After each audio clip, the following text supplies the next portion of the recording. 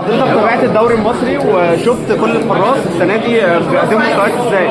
شايف مين اللي حق انه يحرز حراسه مرمى منتخب مصر في كاس افريقيا وفي كاس العالم؟ مش انا اللي اقول، في جهاز فني مسؤول، في حراس مرمى الفتره الاخيره موجودين، في طبعا الشناوي، في شبير، في المهدي، كان في الشناوي، كان في محمد صبحي، كان في عواد، كان في محمد علاء. القرار ده مش بتاعنا، ده قرار جهاز فني، وجهاز فني هو اللي صاحب القرار، هو اللي شايف الاربع حراس مرمى اللي هيسافروا معاه او الثلاثه، هو اللي متحملين المسؤوليه في الاول والاخير. مين اللي هيحاسب؟ الجهاز الفني. وجهه نظر الاسطوره. وجهه نظري انت شايف الفتره الاخيره مين اللي بيلعب؟ انتوا شايفين مين اللي بيلعب؟ لا، انتوا شايفين الفتره الاخيره اللي بيلعب مين؟ كان شوبير، كان الشناوي، لعبوا مع بعض على فترات.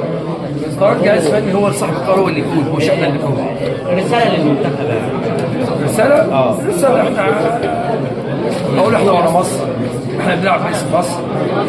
اللي يهمني في الاول والاخير جهاز فني، لعيبه، اعلام، جمهور، كويس كده، المنظومه كلنا ورا. حضري شايف المجموعه ازاي؟ وانت كرة القدم ما عادش فيها صعب ولا سهل، مجموعة صعبة للغاية. أنا مش مع الناس اللي بتقول مجموعة سهلة أو مجموعة صعبة. أنا ما بحبش كرة القدم، ما عادش فيها كده.